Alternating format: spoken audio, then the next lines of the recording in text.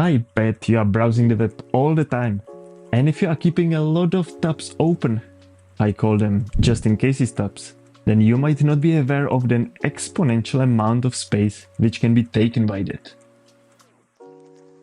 Yup, that was my initial intro to this video. So catchy, right? So urging you to take action and clear it all out. But I want to be honest with you on this channel. And clearing caches and cookies is such a weird thing to do. All of these websites and cleaners, they are all pushing you to do that. But they don't really tell you why. Well, that's actually the first question you should ask yourself. Why you want to do that? There are basically 3 reasons why you might consider clearing cache and cookies and your history as well. The first one is that if you are running out of storage. The second one is that you want to clear out the memory to enhance the browsing experience. And the third one is that the website is not working and you want to get to the default set. Well, clearly the third and the first one are correct. But if you are falling in the second category and you think you will improve browsing by clearing that, you are wrong. It will actually do the opposite and it will slow down loading the pages because they need to be cached out again.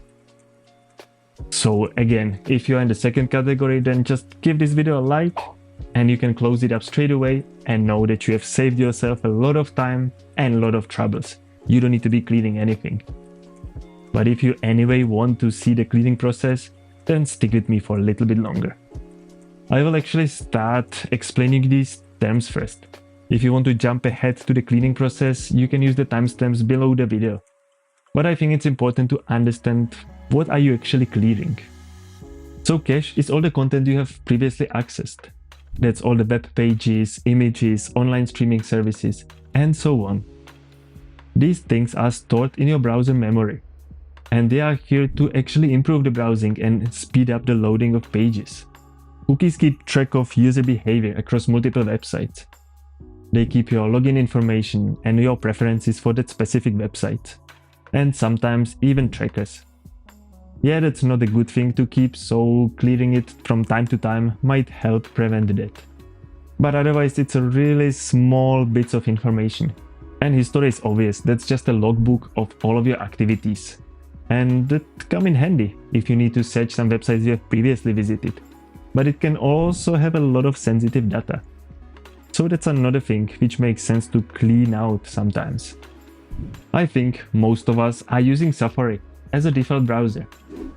So from the menu on top, open the settings and go to Privacy tab. In here, click on Manage Website Data. From here, with just one click, you can delete everything. Or you can select multiple websites one by one and clear it out only from these websites. Will clearing my cache, cookies and history delete my saved password? That's a good question.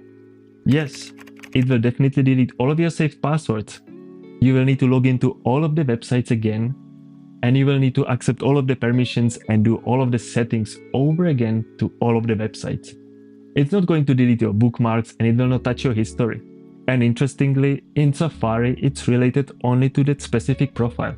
So if you are using multiple profiles, you will have to clear it out for each profile separately. But I have a better solution than doing it like that. You can actually clear only caches from all of the profiles at once. Let me show you how to do that.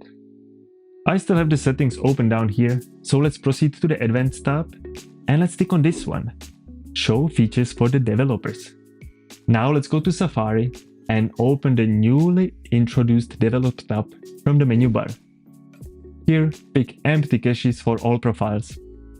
And as the title clearly says, it will remove all the caches from all of the profiles.